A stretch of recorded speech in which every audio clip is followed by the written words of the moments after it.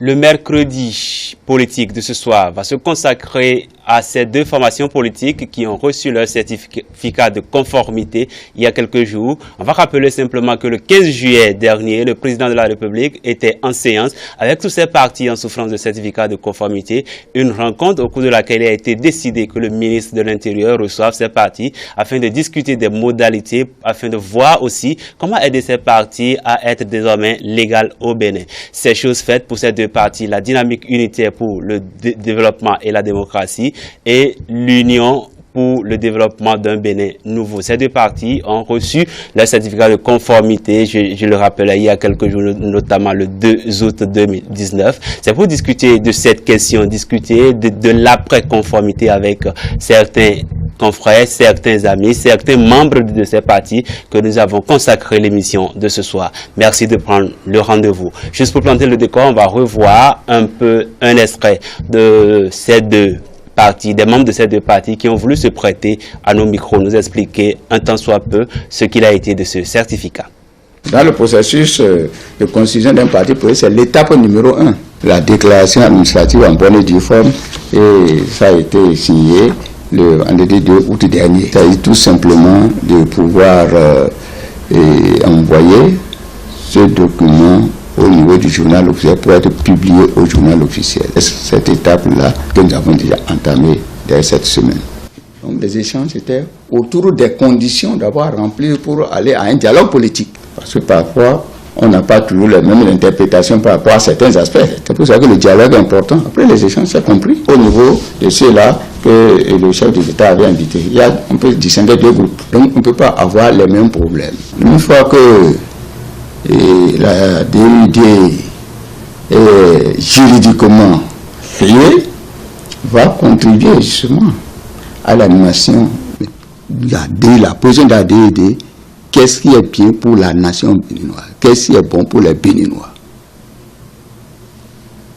Pour contribuer, la police moderne contribuer à renforcer tout ce qui suit, ce qui est bien pour les Béninois. Mais tout ce qui peut être nuisible pour les Béninois, du point de vue de la DUD, il n'y aura pas le soutien de la DUD quand ce qui va aller contre les intérêts des Béninois. C'est cela la philosophie centriste de la DUD. Ce n'est pas venu forcément au moment où les militantes et militants du parti l'espéraient. C'est venu maintenant. Aujourd'hui, nous avons la plénitude de notre existence juridique et c'est ce qui est important. Vous savez, lorsque le ministre de l'Intérieur nous a reçus après la séance au palais, nous n'avons pas manqué de rappeler au ministre que le président de la République lui-même appréciait les différentes démarches administratives effectuées par l'UDBN et qu'on avait été, à juste titre, cité comme l'un des tout meilleurs partis politiques à avoir respecté ce que la charte des partis politiques indiquait. Les injonctions du ministère de l'Intérieur que nous ne partageons pas forcément, ces injonctions étaient telles qu'il fallait accepter et reprendre un certain nombre de processus, notamment aller encore à un autre congrès constitutif pour finalement obtenir le certificat de conformité ou, si vous voulez plus précisément, actuellement on parlera de récépissé, n'est-ce pas? La période du doute est passée, l'UDBN existe bel et bien. L'UDBN va travailler à se réorganiser au niveau de toutes ses bases. Nous serons présents pour les échéances électorales à venir, c'est-à-dire les élections communales qui sont les plus proches. Nous allons jouer aussi notre rôle pour les élections présidentielles qui vont suivre. Nous existons définitivement au niveau de l'échiquier politique béninois. Sur ce plateau, et pour faire avec moi l'exercice de ce soir, trois invités. Aristide Adandon Roussi, vous êtes juriste et observateur politique. Bonsoir, monsieur. Bonsoir, monsieur. Merci d'avoir accepté l'invitation. Merci pour l'invitation. À ma droite, Antoine Adoukonou, vous êtes membre de l'Union progressiste. Bonsoir. Non, du bloc républicain. Autant pour moi. Merci beaucoup. En plus de ces deux invités, il y a Jules Léon Kitty, responsable de la cellule de communication de l'UDBN. Bonsoir. Merci beaucoup et je rappelle que l'UDBN, c'est l'Union démocratique pour un Bénin nouveau. Je comprends que vous ayez encore en tête l'ancienne dénomination du parti avant le congrès de Cotonou, mais on retient aujourd'hui que l'UDBN, c'est l'Union démocratique pour un Bénin nouveau. On va s'y habituer. Merci pour la correction.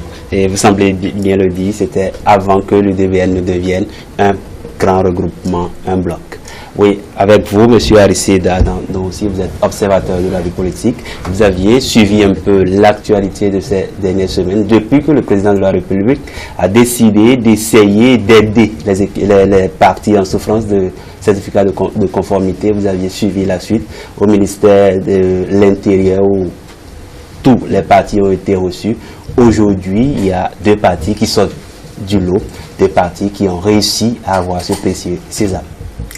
Oui, d'abord je voudrais vous remercier pour l'honneur que vous me faites en m'invitant sur ce plateau.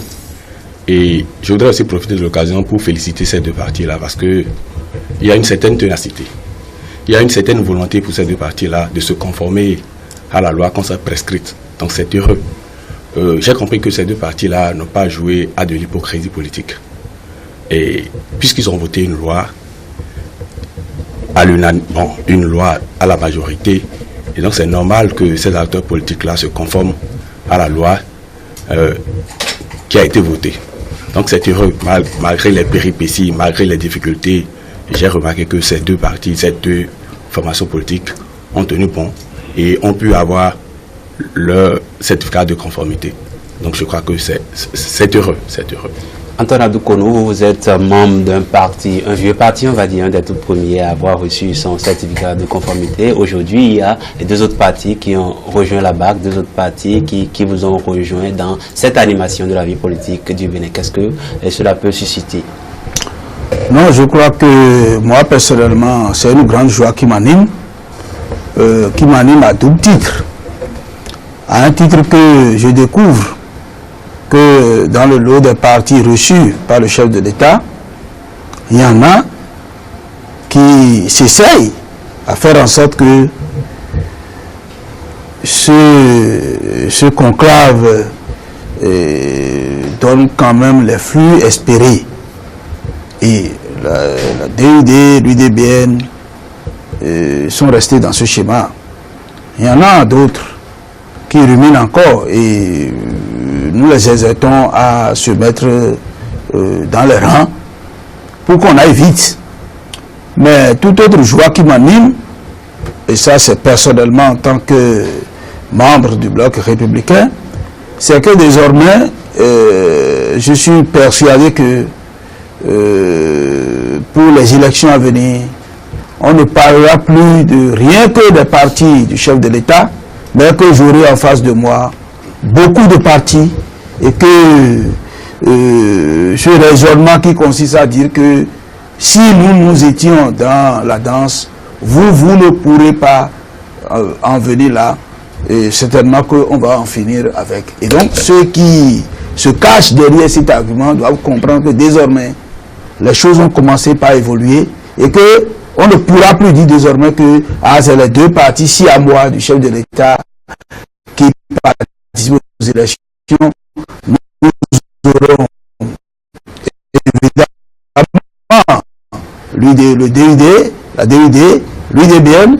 Nous aurons également le PRD et Moël Bénin et puis FCDB en face de nous. Donc on sera nombreux dans la danse.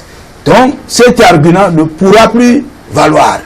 Et donc il faut que les autres en tiennent compte pour vite rentrer dans les rangs.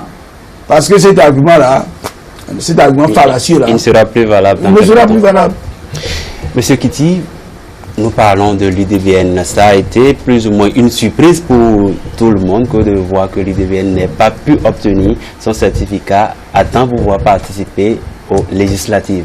Aujourd'hui, vous êtes sur ce plateau en tant que responsable de la cellule de communication. Vous aviez écouté le secrétaire adjoint tout à l'heure dire que vous êtes l'un des partis que le président a félicité pour sa ténacité, pour sa volonté à vouloir bien faire les choses. Aujourd'hui, vous aviez le certificat de conformité. Qu'est-ce que cela pourrait changer dans la situation de l'UDBN? Je voudrais déjà commencer par un volet qui relève plutôt d'une clarification. Il faut qu'on s'habitue au langage qui est indiqué. Il s'agit, pour ce que l'UDBN a obtenu, et qui est juste, et qui est ce que le parti doit obtenir, c'est le récépissé obtenu qui fait l'acte de naissance du parti et qui a été publié au journal officiel. Donc l'UDBN a un récépissé définitif qui consacre son existence juridique en tant que parti politique en République du Bénin. Donc qui obtient la plénitude de sa légalité et qui va donc démontrer la plénitude de sa légitimité à travers son ancrage dans les 77 communes du Bénin. Et vous verrez dans les jours, semaines et mois à venir que ce travail se faisait déjà et que les tentacules ont été étendus partout. Vous avez bien fait de rappeler que beaucoup, en tout cas une frange assez dominante de l'opinion publique nationale, voire internationale, avait été surprise de voir que l'UDBN ne s'est pas vu délivrer en son temps le certificat de conformité qui était donc la pièce qu'il fallait obtenir au niveau du ministère de l'Intérieur pour participer aux élections législatives d'avril 2019. La surprise n'était pas pour autant, si je fais de la tautologie, la surprise, la cause de la surprise n'était pas difficile à trouver. Aussi bien au ministère de l'Intérieur qu'au palais de la présidence, les quelques fois que le chef de l'État a dû rencontrer ces partis politiques-là pour des discussions, franchement, tout le monde savait que l'UDBN était le parti modèle qui s'était imposé de faire les démarches qu'il fallait en temps réel, de faire les démarches, d'apporter les pièces qu'il faut, de faire les corrections qu'il faut. Et les récriminations que l'UDBN avait en son temps contre le ministère de l'Intérieur ou l'administration du ministère de l'Intérieur, on en a suffisamment parlé. Mais après, il faut se dire, c'est le Bénin d'abord. Et il y en a qui tentent de ne pas comprendre la démarche de l'honorable Claudine Afiavi-Prudencio, qui est la présidente de l'UDBN, qui est une femme brave, qui s'accroche aux intérêts de son parti, aux droits de son parti, mais qui, face à la nécessité de préserver la paix, à la nécessité de dire c'est le Bénin, c'est le pays que je mets devant d'abord, dit aucun sacrifice ne sera de trop. On a beau ne pas être d'accord avec certaines choses avec le ministère de l'Intérieur, il se fait que c'est le ministère de l'Intérieur qui va délivrer le papier qui consacre la naissance de votre parti politique. Et maintenant, l'UDBN s'est dit, les élections se sont passées, dans les conditions que vous savez, mais il fallait avancer. Il y en a qui estiment qu'il ne faut pas avancer. Mais dans la vie, vous ne pouvez pas, même si vous aviez un dénominateur commun en parti, vous ne pouvez pas avoir exactement les mêmes problèmes. Et vous ne pouvez pas avoir les mêmes attitudes vis-à-vis aux mêmes problèmes. Évidemment. Et ce que je souhaite que les gens comprennent, c'est quoi? Au niveau du ministère de l'Intérieur, il n'est pas juridiquement ou administrativement admis un collège de partis politiques dont on traite les dossiers de façon collégiale. C'est-à-dire que c'est dans l'opinion que vous voyez qu'il y a tel nombre de partis qui ont des problèmes avec le ministère de l'Intérieur.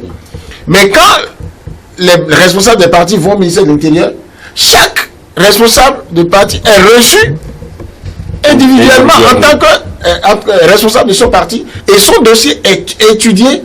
On ne prend pas le dossier de l'UDBN pour l'étudier à l'aune des pièces qu'un autre parti aurait mis. Donc, on l'a constaté lors de cette réception des membres des partis par le ministre Sakalafia, c'était une programmation bien établie, chaque parti. Et cette programmation-là a démarré dès la rencontre, la dernière rencontre avec le chef de l'État. Et là encore, j'ai trouvé des gens pour faire la confusion, pour dire que c'est le dialogue politique qui a commencé avec quelques partis politiques. Non, moi je pense qu'il faut qu'on fasse l'effort modestement. Ça, je n'ai pas l'éducation d'être gonflé. Il faut qu'on fasse l'effort d'avoir la vraie information. Si on doit faire dialogue politique, ça veut dire qu'il faut des responsables de partis politiques autour de la table. Si le chef de l'État décidait de faire dialogue politique avec les partis politiques régulièrement enregistrés, au moment où il déclarait qu'on va faire dialogue politique, on sera encore dans le débat de ce n'est pas un dialogue inclusif. Maintenant, les partis politiques qui sont engagés dans les démarches administratives pour pouvoir donc se conformer à la nouvelle charte des partis politiques ou aller à la nouvelle naissance ont été invités pour donc relancer la machine, on va dire. Et le timing dans lequel c'était fait, je pense que si vous avez un peu, pour ceux qui en savent un peu en matière de stratégie politique ou de gestion de l'opinion, vous allez constater que c'est juste après le parcours glorieux de nos écureuils à la canne que le chef de l'État s'est dit, allez, on retourne à nos moutons. Et il y avait des suspicions entre le ministère de l'Intérieur et les représentants de ces partis-là. Donc il fallait que le chef de l'État reçoive encore tout cela pour dire, ok, maintenant on y va et on y va vite. Et c'est le même jour que le ministre de l'Intérieur a commencé par tracer un chronogramme avec chaque parti. Maintenant, chaque parti, vous les avez entendus. Les responsables des autres partis ont fait des déclarations. Il y en a qui ont estimé que les exigences du ministère de l'Intérieur actuellement, on ne peut pas y aller. Mais l'UDBN, on va en revenir un peu puisque l'UDBN, excusez-moi, j'en aurais fini, puisque l'UDBN, et c'est en cela que ceux qui pensent peut-être qu'il y a eu de la facilité, non. Si nous partons du postulat que l'UDBN avait tout fait, et même dans l'opinion, passait pour le parti qui devrait logiquement avoir son certificat de conformité en son temps, vous comprenez alors qu'aujourd'hui, quand la machine est relancée, pour obtenir le récépissé, aujourd'hui, pour l'existence juridique, l'UDBN n'est pas beaucoup de difficultés. Et maintenant, le sacrifice que l'UDBN a encore fait, c'est quoi? Il a été demandé, vous l'avez entendu dans les propos du secrétaire général adjoint, porte-parole du parti, on a demandé à l'UDBN de reprendre un congrès. Mais l'UDBN a dit tout ce qui concerne polémique, qui amène guéguerre, qui ne nous fait pas avancer, c'est derrière nous. Ça ne veut pas dire que le parti, ses responsables, ne continuent pas de sentir les douleurs de ce qu'ils ont subi. Et l'UDBN l'a fait. Alors, que voulez-vous? Quand on arrive à cette étape, l'UDBN prend l'acte de naissance de son parti. Et aujourd'hui, ce qui peut changer, parce que c'est l'autre part de votre question, c'est que la présidente du parti, l'honorable Claudine Prudencio, les membres du bureau politique, les responsables des structures à la base du parti et les militants qui sont restés debout comme un seul homme depuis que ces péripéties avaient commencé pour continuer à se mobiliser pour dire nous allons l'avoir. Vous savez, j'ai envie de dire, comme me l'a dit un coach, les limites dans la vie ne sont que celles que nous nous fixons nous-mêmes. Quand les gens ont dit ils vont l'avoir, ils ont fini par l'avoir. Ça veut dire qu'aujourd'hui, l'UDBN va sur le terrain, fait la mobilisation et donne rendez-vous aux autres formations politiques pour que les joutes électorales se fassent. Parce que c'est de cela qu'il s'agit. Un parti politique, c'est sur le terrain que ça se déroule pour conquérir l'espace politique, exercer le pouvoir politique. Monsieur Aristide Adano aussi, vous êtes juriste. On va faire un peu du droit. Lorsqu'on se réfère un peu à tout ce qui a été demandé à ces partis, notamment qu'il fallait reprendre les congrès pour certains pour pouvoir intégrer le nombre que la nouvelle loi a édicté, est-ce que c'est trop demandé à ces partis que de retourner à la case départ et reprendre les choses comme il faut? Alors je voudrais vous dire que nul ne peut se prévaloir de sa propre turpitude. Nous sommes dans une démocratie et nous avons des représentants à l'Assemblée nationale.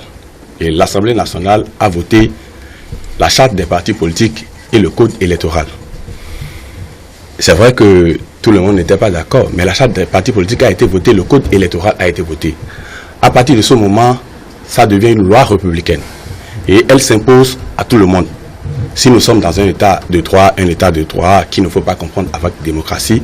Un état de droit, c'est l'état dans lequel les normes sont hiérarchisées de telle sorte que le pouvoir de l'État s'en trouve même limité. Alors, quand on vote ces lois-là, il faudrait s'y conformer. D'accord? Il y avait un désordre, un véritable capharnaüm qui caractérisait les formations politiques. Bon, pas les formations politiques, les clubs électoraux que nous avons. Parce qu'il n'y avait pas cette possibilité à la jeunesse, à ceux qui n'ont pas les moyens, mais qui ont des idées de pouvoir s'exprimer à l'intérieur de ces partis politiques-là. Et l'unanimité était faite autour de ces questions-là, sur le plan politique. Toutes les chapelles politiques étaient d'accord pour dire qu'il y avait une nécessité de revoir le système partisan béninois. D'accord. Mais il y a une certaine hypocrisie, j'appelle ça une certaine hypocrisie, et qui a caractérisé une certaine classe politique qui ne voulait pas se conformer à la loi qu'on s'est volontairement prescrite. À partir de ce moment-là, il y a une mauvaise foi. Et quand vous prenez la charte des partis politiques, vous voyez qu'il y avait une volonté de créer un État-nation. Le repli identitaire systématique est trop prononcé dans notre République, où chacun avec quelques millions pouvait au coin de sa maison créer une formation politique. Et là, ça ne participait pas à l'unité nationale. Monsieur Alou Konou est d'Aboumé, moi je suis peut-être de la 5e circonscription électorale, nous partageons les mêmes visions, mais on ne pouvait pas rester dans le même creuset parce que il y avait ses frères dans le Zou, dans la 23e circonscription électorale, donc c'était des jeux d'intérêt et de manière locale. Bon, j'ai l'habitude de le dire, il y avait des SA, sociétés anonymes, il y avait des salles, il y avait même des établissements. Et c'est ces clubs électoraux-là qui allaient discuter du développement avec peut-être le chef de l'État. Il fallait arriver à un moment donné, il fallait mettre fin à ça. Et je crois que la loi est claire. Quand vous lisez la loi, elle est limpide. La loi a posé un certain nombre de conditions qu'il faut respecter. Le DUD ou l'UDBN, mais ce sont des formations politiques. L'UDBN est une formation politique de la mouvance, jusqu'à preuve du contraire. Mais elle a été confrontée à cette réalité-là. Heureusement que malgré ces difficultés-là, qu'elle allait jusqu'au bout, en tout cas la formation l'UDBN, elle allait jusqu'au bout pour pouvoir avoir son récépissé, c'est heureux. Si nous sommes dans une république et que nous voulons que les talents s'expriment, nous devons aller à de grands regroupements politiques. Il y a aujourd'hui le Bloc républicain, l'Union progressiste, il y a l'UDBN, il y a le DUD, la DUD qui s'y ajoute. Et il faudrait aussi exhorter les autres formations politiques à se conformer à la loi. Parce que ce n'est pas Talon qui a voté la loi. On se rappelle bien les conditions dans lesquelles cette loi a été votée. Le règlement intérieur de l'Assemblée nationale est clair. Quand on convoque une plénière et que le quorum n'est pas atteint, on renvoie la plénière à une autre séance. Que le quorum soit atteint ou pas, on passe aux élections. Mais quand vous faites la politique de la chaise vide, vous allez en subir les conséquences. C'est comme ça, on a vu ça sur le régime Yahi. Donc ce n'est pas nouveau. Le Parlement, c'est le haut-lieu de la politique. D'accord? Et donc, quand vous ne pouvez pas venir maintenant dire, mais non, on a voté une loi. Non. Donc, il faudrait que les gens comprennent un certain nombre de choses. Quand vous votez une loi, vous devez pouvoir respecter cette loi que vous avez posée. Parce qu'il y a des formations politiques qui pensaient qu'on était dans l'ancien système où il fallait faire du chantage et participer aux élections. On sait que la loi est impersonnelle et elle ne s'adresse pas à une seule personne, c'est pour un groupe, une société. Et lorsqu'on a accepté, adhérer à cette société, qu'on est prêt à respecter et de ces lois et règlements. Voilà, si j'ai même bonne mémoire, et l'achat des partis politiques a été voté à l'unanimité, moins une voix. Et le code électoral 74, voilà, si j'ai bonne mémoire. Mais pourquoi revenir et vouloir se dédier, dire que cette loi est une loi scélérate, et voter nuitamment, alors que ce sont des arguments fallacieux. À mon avis, ce sont des arguments fallacieux. Moi, je suis un positiviste. Qu'est-ce que la loi dit? Nous avons des représentants. Est-ce que ce sont les députés qui votent la loi? Oui.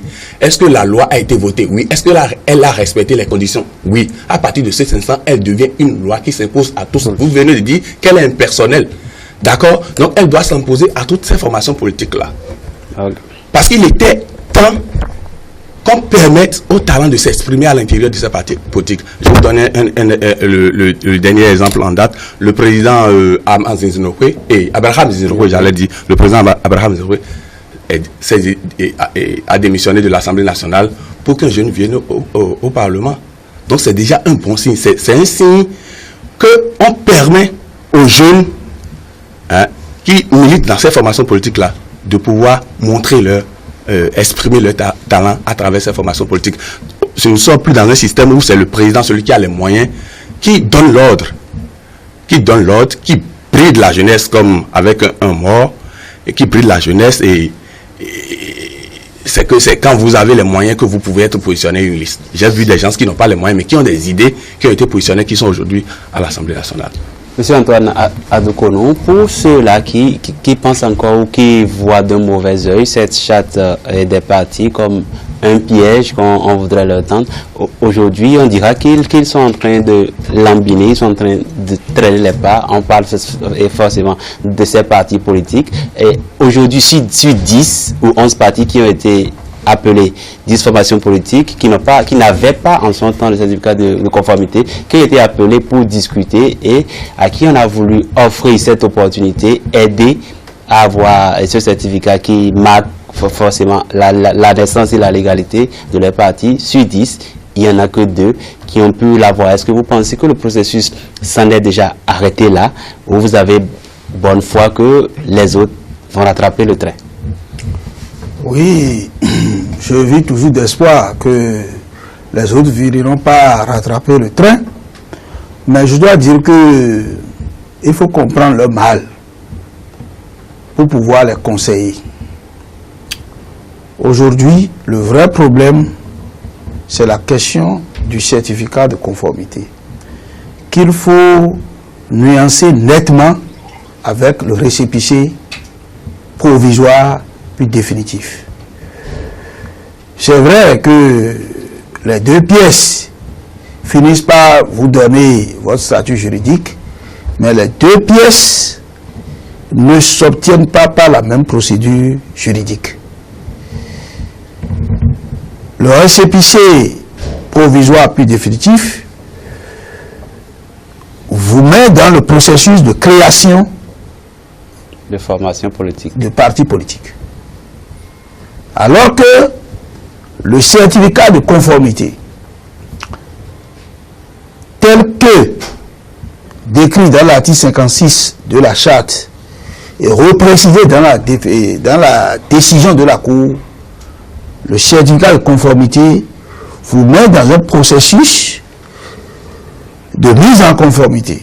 C'est-à-dire que vous êtes parti politique quand on a voté la loi et vous n'avez pas voulu disparaître du point de vue de votre nom, logo, sigle et autres. C'est ça la mise en conformité. La loi vous dit, bon, nous vous donnons 6 mois pour vous conformer. La mise en conformité signifie simplement que vous existiez sous le régime de 10 membres fondateurs par département. Aujourd'hui, la nouvelle loi vous met sous le régime, vous oblige à être sous le régime de 15 membres par commune. Vous devez, si éventuellement vous ne voulez pas changer de nom, de logo, on vous donne 6 mois pour faire cet exercice en passant de 10 membres par département à 15 membres par commune. C'est ça le problème. Et vous allez voir que les partis les anciens partis politiques qui existaient avaient 3 options. La première option, c'est que vous constatez vous-même que vous n'étiez qu'une particule et non un parti. Nous savons tous que nous n'avons pas de parti politique digne du nom au Bénin. Je suis un militant, un ancien militant de la Renaissance du Bénin. J'y ai fait 17 ans. Personne ne peut me dire ce qu'il y a dans les partis politiques. D'accord? Donc, vous-même, vous devez constater que, bon, en réalité, je ne suis qu'une particule. Et vu le contexte actuel qui appelle au grand regroupement, j'accepte de disparaître et de me fusionner avec d'autres pour faire un grand ensemble. Première option. La deuxième option, vous dites, non, je vais résister. Je vais rester comme tel. Je ne vais pas changer de nom. Je suis FCB, je vais demeurer FCB. Je suis PRD, je vais demeurer PRD. Je ne veux pas me fusionner. Et là, vous rentrez dans le processus de mise en conformité. Ou bien la troisième option, c'est que vous laissez tout tomber, vous dites, bon, telle que la situation aujourd'hui là, je ne peux plus rien, bon, je vais disparaître. C'est les trois options. Et vous avez vu, le Bloc républicain et l'Union progressiste ont fait la première option en disant, nous allons nous mettre ensemble. Et par conséquent, les partis qui se sont mis ensemble doivent disparaître d'abord. Donc l'Union fait la nation, l'AND, tout cela, on fait ce processus de disparition pour se retrouver maintenant dans un grand congrès. Les autres, à savoir le PCB, la FCB, le Restaurer l'Espoir, et puis ils sont 4, et il y a l'ISL. Voilà, il y a USL, il y a PCB, il y a FCB, Restaurer l'Espoir et le PRD, qui ont fait la deuxième option, ne pas disparaître. Maintenant, dans le processus, il s'est fait que c'est le PRD seul qui s'en est sorti. Et pourquoi le ministre de l'Intérieur avait motivé ses avis, comme la loi l'a prévu, pour dire les autres, vous n'êtes pas sortis parce que. Et la loi dit, si vous n'êtes pas d'accord, vous saisissez la justice. Ils ont saisi la justice a encore donné raison au ministère de l'Intérieur. Après ce processus, au terme des 6 mois, c'est-à-dire du 17 septembre au 17 mars, 17 septembre, la loi, la date de promulgation. En parlant de ça veut dire quoi? Historique, on a été au courant de tout ce qui a été fait. Non, l'historique là est nécessaire parce que je vous dis que depuis le 17 mars là, le ministère de l'Intérieur ne peut plus délivrer de certificat de conformité. Le ministère de l'Intérieur n'a plus ce pouvoir là. Et je l'ai toujours dit, d'autres sont dans une interprétation donnée en disant que ceux qui ont commencé le processus dans le délai de 6 mois, que ce n'est pas de leur faute, qui n'ont pas eu le certificat et qu'on ne saurait juridiquement le leur opposer. Je ne fais pas partie de cette école. Je fais l'avis contraire parce que si on s'inscrit dans cette logique, les 6 mois deviendront 1 an, 10 ans. Il suffit de commencer, dans 20 ans j'aurai... Non. Vous devez tout faire pour l'avoir pendant les 6 mois. Si vous ne l'avez pas, c'est fini. Donc le ministère de l'Intérieur aujourd'hui n'a plus le pouvoir de délivrer un certificat de conformité. Donc les amis doivent quitter ce schéma et rentrer dans le schéma de récépissé provisoire puis définitif en tant que création. C'est pourquoi le ministère de l'Intérieur a dit les nouvelles exigences. Parce que les deux procédures n'ont pas les mêmes exigences. Donc, les amis, ils doivent comprendre qu'ils sont obligés maintenant de rentrer dans le processus de création. Deuxième chose, moi je pense que cette opposition-là, moi je ne suis pas un opposant. Donc, s'il était un opposant, je sais ce qu'il va faire. Mais comme je ne suis pas opposant là, c'est pas à moi de le conseiller. Il n'a qu'à continuer comme ça. Parce que l'autorité qui doit délivrer le papier, qui doit vous donner la vie juridique, vous dit voilà ce que vous devez faire. Je serai à la place, vu tout ce qui s'est passé, je dois comprendre que je suis obligé de faire ce que l'autorité a dit. Si tant est que je suis décidé à avoir ma vie juridique. Et Michel Léon l'a dit, ceux qui l'ont fait, ce n'est pas parce que tout est rose qu'ils l'ont fait, ils ont fini par comprendre que, bon, allons dans le sens du ministère de l'Intérieur pour avancer. Mais les amis aujourd'hui ne veulent pas comprendre la réforme. Je le dis parce que on me dit, on nous a dit que Diavon ne peut pas rester dans USL. On nous a dit que Yaïboni ne peut pas rester dans FCBE. Ça voudra dire que la réforme n'est pas comprise. Parce que la réforme aujourd'hui, c'est de faire en sorte que les partis politiques aient une envergure nationale et qu'ils vivent au-delà de leurs fondateurs, au-delà des personnalités charismatiques qui les ont créés. Des partis fondés sur des idéologies. Voilà, c'est ça l'idée de la réforme.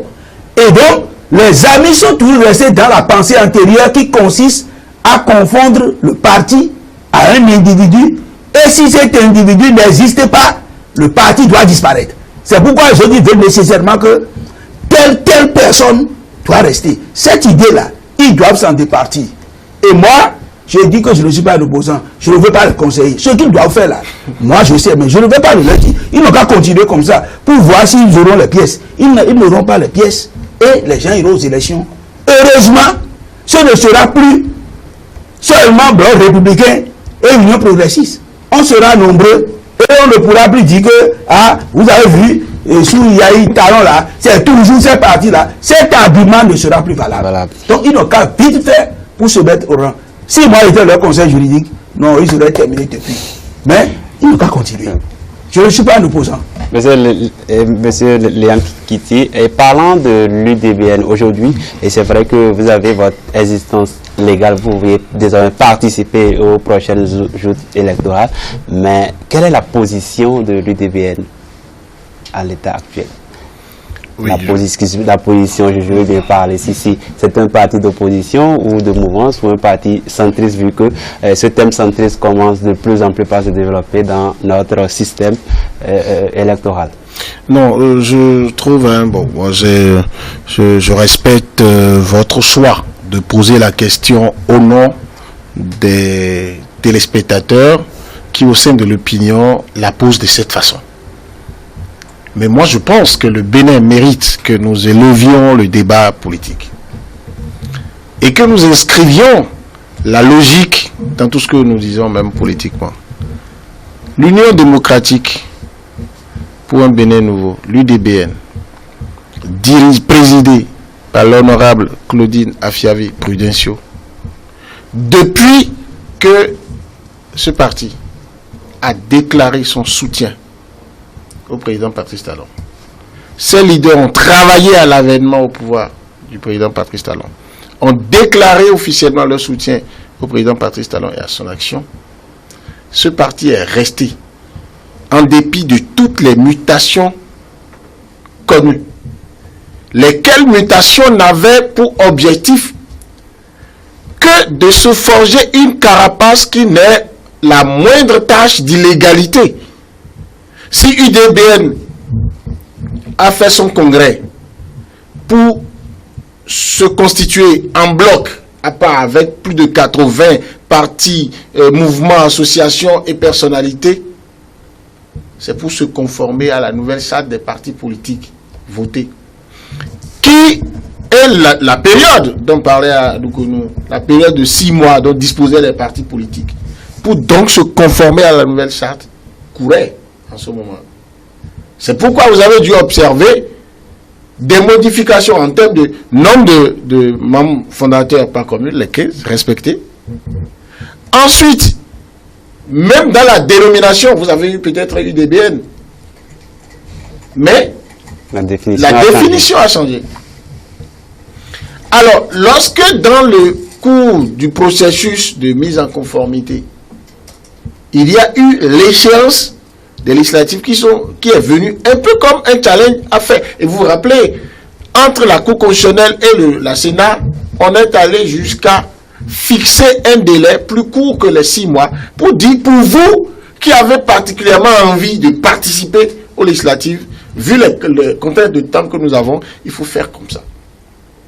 Mais depuis ce temps, malgré tout ce qui s'est passé, et ça c'est important d'insister là-dessus, nous n'allons pas passer toute la vie à regarder la politique sous nos tropiques comme un jeu de « ton crâne ne me plaît pas ce matin parce que tu m'as mal parlé et déjà je suis dans le camp opposé ».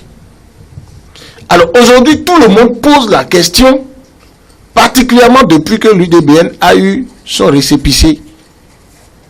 Les gens reviennent à la question avec insistance. Et vous savez pourquoi? Je comprends ça dans le subconscient des Béninois. Je comprends ça dans notre sociologie. Parce qu'on est toujours dans la suspicion. On est toujours dans l'idée que le jeu politique est dans l'absolu une partie du dribble. Donc on pense que c'était donc l'UDBN était en train de caresser le pouvoir dans le sens du poil pour juste avoir son papier et après tourner Kazakh. Non. Voir les choses comme ça revient à faire croire que l'UDBN a eu son papier, son récépissé par faveur. Non. Allez vérifier, vous êtes journaliste. Si les choses avaient été si faciles pour l'UDBN serait allé aux législatives. Si on avait voulu lui offrir des faveurs. Vous ne réussirez pas à m'amener à emprunter ces mêmes mots que vous, qui sont empreintes selon moi, encore d'une autre polémique. Moi, je n'ai jamais considéré que le chef de l'État, le gouvernement, le ministre de l'Intérieur, ou quelqu'un quelque part, a eu le droit de dire à son bon vouloir, il donne à tel, ne donne pas à l'autre. Parce que tant que quelqu'un agit sur la base de la loi, elle a beau être mauvaise, c'est la loi. Maintenant, quand même quelqu'un, son attitude est en train de violer la loi, par exemple l'UDBN dans le processus a été amené à faire des conférences pour même dénoncer le comportement de l'administration du ministère de l'Intérieur. En disant, contrairement à d'autres qui étaient dans les polémiques, en disant, voici au regard de la loi, voici au regard de l'esprit de la loi, des pièces fournies, des démarches que nous avons menées. Et à chaque étape, il y avait un exploit du chef de justice. C'est ça aussi, quand vous voulez quelque chose, quand vous êtes dans une arène, je l'ai dit ailleurs, et que ce n'est pas par accident que vous êtes en politique, vous êtes dans l'animation de la vie publique et politique. Quand vous y êtes, parce que vous êtes rassasié de solutions à la communauté, vous avez envie d'être utile à la communauté. Quand vous y êtes, pas devoir patriotique, quel que soit ce qui vous arrive, on vous sent toujours debout. Et c'est ce qui s'est passé. Donc quand l'UDBN a passé tout ça, dites-moi, on est dans l'analyse politique, on est dans la stratégie politique. Si on ne veut pas tropicaliser la politique au point de réduire ça à un jeu de personnes qui ne peuvent pas voir plus loin que le bout de leur nez, pourquoi? Parce qu'il y avait ces difficultés-là. Tout le monde s'empresse de dire, c'est-à-dire qu'on est prêt à prendre la phrase « je suis dans l'opposition » à aller déposer dans la bouche des responsables de l'UDBN. Maintenant que l'UDBN a réaffirmé tout le temps, toutes les sorties de la présidente de l'UDBN, elle a toujours réaffirmé son appartenance à la mouvance présidentielle. En disant, nous sommes de la mouvance présidentielle, mais nous nous battons pour être une force de proposition au sein de la mouvance présidentielle.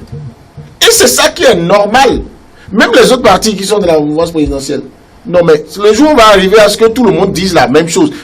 Tout le monde refuse de réfléchir. Ou bien, vous êtes dans la même gouvernance. Si le gouvernement prend une décision, et que cette décision-là, au regard des aspirations du peuple, ne va pas pouvoir donner les résultats escomptés. Quel est le rôle d'un parti de la mouvance présidentielle? C'est de trouver les moyens de dire au chef de l'État, de dire au gouvernement, allons dans tel autre sens. Et depuis le congrès de Cotonou, où l'UDBN a été constitué en bloc, mais retournez au discours de l'honorable Prudential, où elle disait, je réaffirme notre appartenance à la mouvance présidentielle, mais je m'imposerai de remonter les aspirations du peuple. Donc vous êtes une mouvance critique, il faut être précis. Oui, une mouvance critique, pas en termes de... je suis dans la mouvance, mais je me lève tous les jours pour dire que c'est mauvais. Non, s'il n'y a pas cette tricherie-là, c'est de dire, sans faire de tapage, comme un opposant, qui ne guette que les erreurs. La moindre occasion. Très bien. Mais la présidente de l'UDBN et ses responsables, ils ont 1000 moyens pour dire au chef de l'État, faites comme ça. Le chef de l'État écoute les gens aussi. Mais s'imposer à ne jamais dire ce qui va mal au chef de l'État pour l'aider à améliorer sa gouvernance et avoir un bon résultat n'est pas comportement de bon mouvancier. Et donc aujourd'hui, tous ceux qui veulent Et c'est là que quand on collecte même les raisons pour lesquelles les gens veulent voir l'UDBN dans l'opposition, ces raisons ne sont pas correctes, je vous en prie. Vous voyez des gens, pour peur que vous ne soyez pas en train d'être le porte-parole pour injurier le chef de l'État, vous êtes mauvais politicien.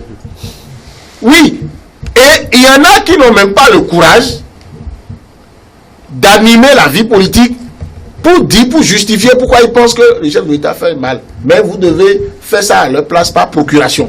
Et donc, au sein de l'UDBN, un parti aujourd'hui complètement national, respectant tous les critères imposés par la nouvelle charte des partis politiques, eh bien, la gouvernance est démocratique. Si vous lisez la charte, parce qu'il faut qu'on rentre aussi dans les documents pour faire ce genre de débat. Vous savez, ce n'est pas simplement une incantation que le constituant a dit, il faut avoir 15 membres fondateurs par commune. Ce n'est pas que ça, ce n'est pas pour orner les choses. Au sein de la structuration dans la structuration du parti, la gouvernance, il y a beaucoup de décisions qui sont prises de façon concertée. Et la loi aujourd'hui impose que cela se passe ainsi. Parce qu'un grand parti politique, qu'est-ce qui a amené les gens à ne pas pouvoir se mettre ensemble? C'est que tel seul va décider. Moi, je n'aurais pas on se rappelle bien que lorsqu'on avait demandé à l'UDBN si elle devait se fondre ou rester en bloc, on se rappelle bien que les membres, les responsables de ce parti avaient demandé, avaient dit qu'il fallait retourner vers la base, prendre l'avis des militants de ce parti afin de pouvoir se décider. Et c'était normal. Je pense que les autres blocs que vous avez eu en dehors de l'UDBN, chaque composante qui est allée se fondre dedans a dû consulter sa base. Si ce n'est pas passé comme ça, ça veut dire que ça fait le problème de ces personnes-là. Et l'UDBN, je peux vous dire, pour ce que j'ai observé, avait déjà avant donc cette étape-là envoyé des missions dans les 77 communes du Bénin. Physiquement, pour aller interroger les gens. Parce que la décision qu'il y avait à prendre, c'était de dire, même si vous allez vous fondre, ou bien vous créez votre bloc, juste parce que vous créez, mais qui veut être votre militant? Il a des préoccupations. Il fallait prendre en compte toutes ces préoccupations. Très bien. Maintenant, ce qui a amené, parce que c'est le piège dans votre intervention, votre question de relance, c'est que ce qui a amené les responsables de l'UDBN à dire, nous ne sommes plus dans ces blocs-là, ces deux blocs-là. Nous constituons un bloc et nous créons un autre bloc que nous appelons UDBN. Ce n'est pas pour rester un parti moins fort qu'il ne l'était avant. Ce n'est pas pour rester un parti qui ne serait pas national. Parce que l'UDBN, en ce moment-là, devenu bloc-là, s'est ouvert à beaucoup d'autres formations politiques, à beaucoup d'autres associations de mouvements, de personnalités, qui se sont enregistrés. Ça veut dire que l'UDBN que vous avez aujourd'hui ne ressemble pas et ne ressemblera plus jamais à l'UDBN que vous avez eu avant, qui avait son mérite aussi d'avoir son ancrage dans un certain nombre de régions. Donc aujourd'hui, l'UDBN, le récépissé n'est venu que consacrer, donner la légalité à un parti politique qui vaut autant que les autres blocs et qui a l'ambition de travailler à ce que la bataille se fasse sur le terrain, mais qui décide de dire nous n'avons pas de raison de remettre en cause notre parole donnée qui est que nous sommes de la mouvance présidentielle. Et la mouvance présidentielle a à ça, retenir que l'UDBN est un parti de la mouvance présidentielle. Si je donne tous ces détails-là, parce que ça c'est moi mon option à partir de maintenant, parce qu'il y en a également qui posent la question de façon fermée. Monsieur Léon, je crois que ce n'est pas la question est très c'est pas l'UDBN la question de ce soir. On va perdre tout le temps. Écoutez, on va oui par rapport à nous sommes clarifiés un plateau. Si c'est une conférence de presse, c'est une conférence de presse. Moi, ce qui me gêne et qui est d'ordre technique, je pense que dire qu'on n'est pas venu pour une conférence de presse de l'UDBN, c'est se tromper de cible. Lorsque vous parlez de gestion, vous m'avez appelé, vous m'avez dit, quand vous m'avez appelé, moi je n'ai pas la police du débat. Donc vous adressez aux journalistes à chaque fois, ayez la puissance quand vous prenez la parole. Laissez le temps aux autres de s'exprimer. Mais écoutez, on va se calmer. C'est aux journalistes de gérer la situation. oui, mais si vous ne savez pas que c'est lui que vous devez vous amener. La question on va se calmer. Oui, mais qu'est-ce que nous sommes un plateau politique et nous sommes un plateau de télévision. Mais qu'est-ce que vous savez de l'UDBN que vous c'est pas l'UDBN, le thème n'est pas l'UDBN. Mais si vous avez quelque chose contre l'UDBN, si vous avez quelque chose contre l'UDBN, vous pensez que l'UDBN s'est acharné pour dire on y va avec vous. Tout à l'heure, vous sembliez très heureux de voir que d'autres partis vous ont rejoint et que la bataille et les prochaines élections seront plus intéressantes parce qu'il y aura beaucoup plus de partis. Et quand on entend dire Monsieur Kiti que l'UDBN est un parti de la mouvance, est-ce que vous ne craignez pas que ceux dont on a parlé par le passé ou c'est les partis de la mouvance qui vont aux élections, est-ce que vous ne craignez pas que ce soit la même chose qui se répète? Non, moi je ne crois pas parce que au fait, les partis de l'opposition aujourd'hui, personne ne leur refuse de se conformer à la loi pour participer à la compétition électorale.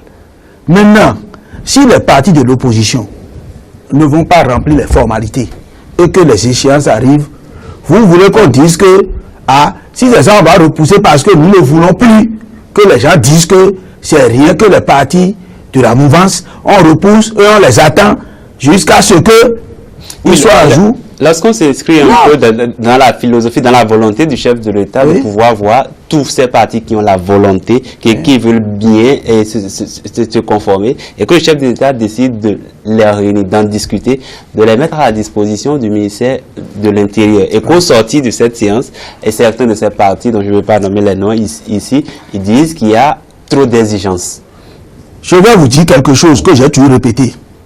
La volonté du chef de l'État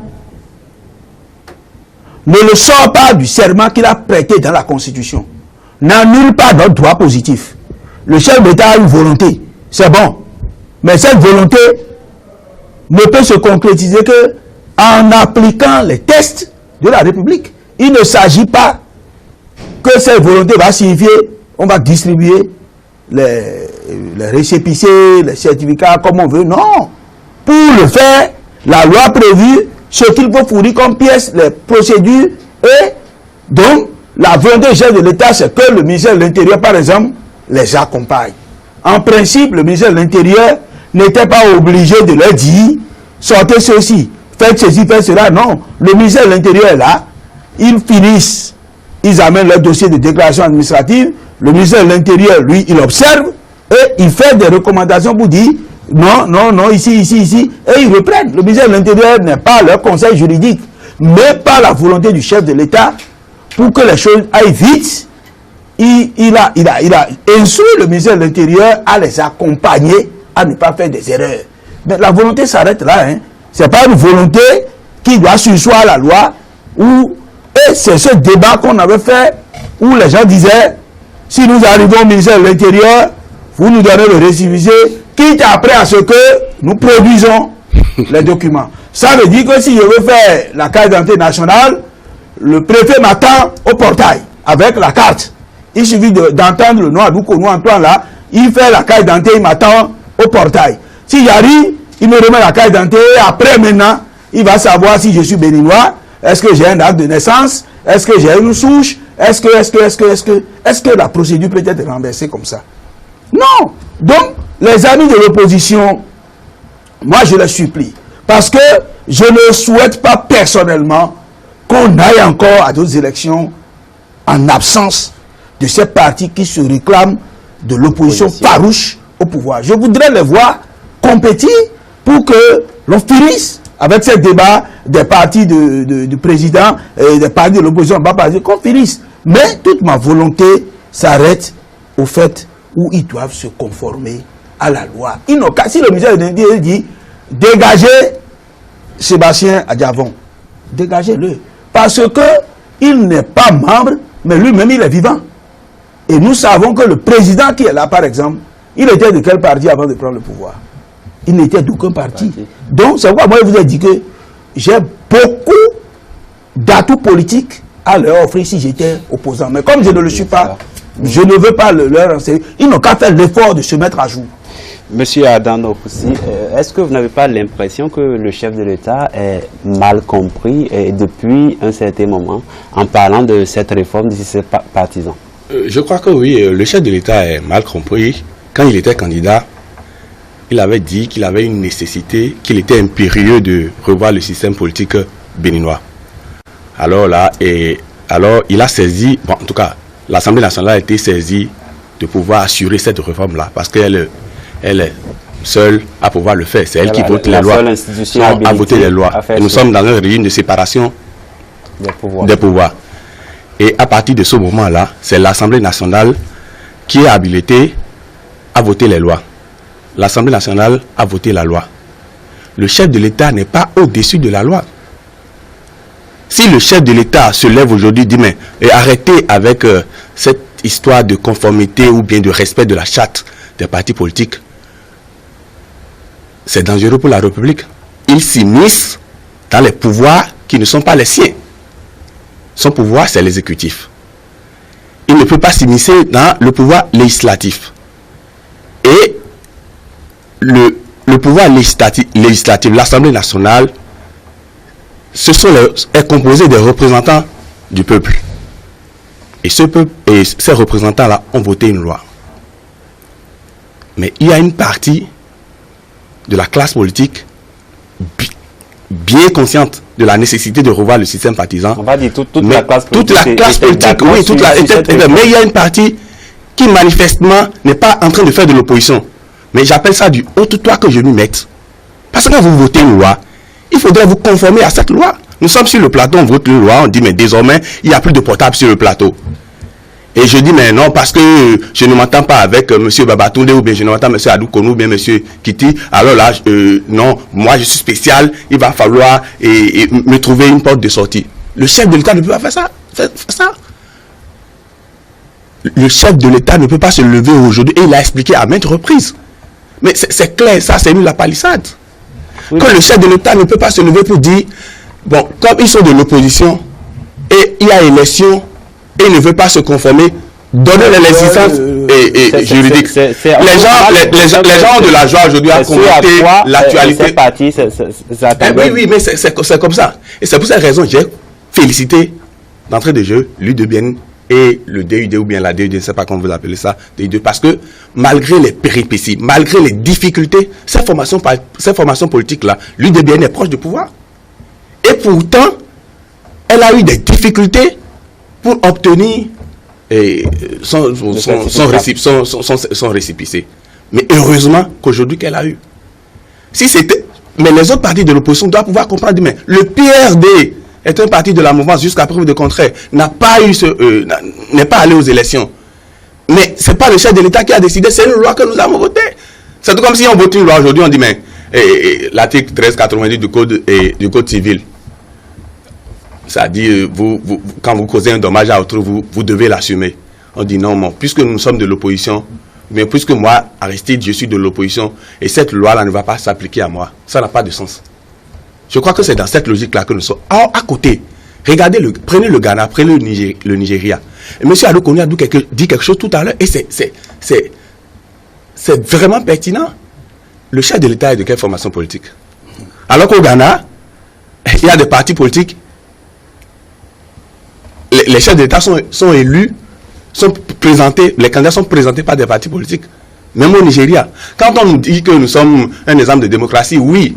Mais bon, pour moi, c'est inabouti. Les gens confondent la démocratie à l'anarchie. Ce n'est pas l'anarchie. Chacun ne peut pas se lever faire ce qu'il veut. D'accord? Quand ceux d'en face, ceux qui se disent de l'opposition, quand ils étaient au pouvoir, notamment les FCB, quand ils étaient au pouvoir, ils avaient la majorité, ils ont voté des lois. Il y a eu le retrait du droit de grève des paramilitaires. Mais on a accepté, parce que c'est la majorité, c'est la majorité. La démocratie, c'est la majorité. On va rester dans ce schéma. Non, mais c'est pour vous donner un exemple. La majorité au pouvoir est dans le jeu démocratique, fait passer les lois. Ce n'est pas des brimades, c'est juste le jeu démocratique qui est ainsi fait. Monsieur Kiti, on est déjà presque à la fin de notre émission. Juste un dernier tour de table pour clore. Aujourd'hui, l'UDBN est fin prête, l'UDBN est lavé de tout soupçon. En tout cas, vous l'avez fait sur ce plateau. On n'a plus rien à craindre de l'UDBN, c'est un parti de l'opposition. Les élections. Ah ouais, voilà, vous trompez en disant que c'était là, toutes mes excuses, véritablement. Non, c'est à vous voisin, M. Comme il faut dire que donc c'était utile de suffisamment prononcer UDBN pour que vous reteniez ça, donc de la mouvance présidentielle. Je ne fais que dire les prochaines élections, ce sont les locales. Vous aviez dit tout à l'heure que les dispositions à prendre, c'est pour pouvoir couvrir tout le territoire. Vous êtes déjà en œuvre. Vous allez juste nous rappeler en deux mots les grandes décisions ou les grandes activités que l'UDBN a déjà en vue. Bon, je suppose que vous ne me demandez pas de dérouler ici la bande des projets, des stratégies de l'UDBN pour conquérir le terrain et gagner beaucoup de mairies lors des élections municipales, communales et locales prochaines. Le bloc républicain en face, il ne va pas falloir dévoiler tout cela. Bon, tout compte fait, je peux vous demander de retenir quelque chose. Une fois que l'UDBN a sa légalité, a reçu la plénitude de sa légalité, à son existence juridique, et que ces structures sont conformes à la charte des partis politiques, l'UDBN fonce sur le terrain du devoir régalien ou du devoir classique qui est celui d'un parti politique. C'est d'animer la vie publique, d'aller aux échéances électorales, de conquérir le pouvoir de les exercer. À partir de ce moment, les échéances électorales à venir, l'UDBN sera sur rendez-vous. Il est doublement important pour l'UDBN. Et je peux vous assurer, pour ce que j'en sais, que les structures de base font un travail extraordinaire de mobilisation sur le terrain. Et la compétition va se faire. Il s'est réjoui de ce que ça ne va plus se faire entre deux partis politiques. Mais ça veut dire que le Bénin politique est en train, malgré cette difficulté-là, de renaître de ses cendres et de retrouver un espace assez intéressant. Si ceux qui ont été aux élections à deux vous disent, nous nous sentirons plus à l'aise si les autres venaient. Bon, donc l'UDBN est très heureux, mais c'est que les gens ne vont pas lui faire de cadeaux sur le terrain, il n'en fera personne. Et l'UDBN va démontrer tout le bien qu'on pense de lui. Et les résultats vont permettre de savoir que à aucun moment l'UDBN n'a obtenu de faveur. Il a mérité là où il se trouve. Et c'est important, j'en aurais fini de dire que le Bénin politique a besoin de cette formation politique dirigée par une femme qui, si vous avez tout le temps présenté les femmes comme le sexe faible, comme la catégorie de personnes qui sont faibles, même en politique, il faut cesser de le faire maintenant parce que vous avez un modèle qui est là et ça doit faire des émules. Voilà. Monsieur Adokono, on ne va pas vous demander de conseiller les partis de l'opposition dans l'obtention de leur certificat, mais on va juste vous demander de nous dire un dernier mot quant à la posture du bloc républicain, ce parti auquel vous appartenez, quand vous entendez de tels propos. Non, je pense que le bloc républicain est un parti très structuré et je dois vous avouer que les débats qui se font aujourd'hui donne raison vraiment au chef de l'État parce que quand vous rentrez dans ce grand groupe aujourd'hui, il n'est pas facile à quelqu'un de s'imposer à l'autre. D'ici là, nous aurons, si tout va bien, notre université de vacances. En décembre, nous aurons notre congrès pour revoir le staff et les procédures pour être congressiste, pour rester dans les instances sont déjà décrites dans le règlement intérieur et vous allez voir que c'est une nouvelle ère qui s'ouvre pour le système partisan. Et j'invite les jeunes à envahir les partis politiques. Parce que si vous n'êtes pas dans ces instances, vous ne pouvez pas participer à la gestion de la cité, parce que c'est à ces partis que la Constitution a conféré le pouvoir de gérer la cité. D'accord? Donc, que les gens envahissent les partis politiques, et je dois vous dire que... On est déjà à la fin de l'émission, je vous rappelle. Ceux qui disaient que la réforme avait supprimé le multipartisme intégral constatent maintenant que c'est faux, que chacun est libre de créer son parti. Il suffit de respecter les nouvelles conditions. Voilà. Mais à l'épreuve du temps, nous allons revenir sur ce plateau. Vous allez voir les partis qui vont se créer de façon fantaisiste, finiront par rentrer dans les rangs. Parce que Michel Kiti ne peut pas me voir au bloc républicain où j'ai la possibilité de changer le président s'il fait mal, où j'avance, et que lui est à l'UDBN, et il voit que c'est toujours la même personne qui le dirige. À l'épreuve du temps, il va finir par dire, ah, si c'est ça, je vais aller. Donc, les grands ensembles, bloc républicain, Union progressiste, je souhaite que ces ensembles donnent vraiment l'exemple, et les autres vont suivre. Ceux qui créent les partis là, créer, il n'y a pas de problème. Vous pouvez trouver les exemples chez les autres aussi. Non, je dis à l'épreuve du temps, nous allons comprendre que, parce que l'UDBN a quitté le bloc républicain, pour des raisons qui ne sont pas... Non, c'est pas vrai. On va pas refaire le débat. Non. Le bloc républicain n'était pas encore créé. Oui, dans la vie. Mais les responsables des structures disent, on ne veut plus aller dans... On va revenir dans tous les cas, on verra les partis les plus résistants. N'est pas un problème. Mais il s'agit de qui et de qui. Si je rentre dans une commune et j'ai mon argent en poche, je vais considérer les dossiers de 15 personnes. C'est un problème. C'est que la loi... le bloc républicain. On va finir. Vous le savez très bien, c'est le parti auquel pas du tout. Je voudrais dire que le tout ne suffit pas de dire on est créé.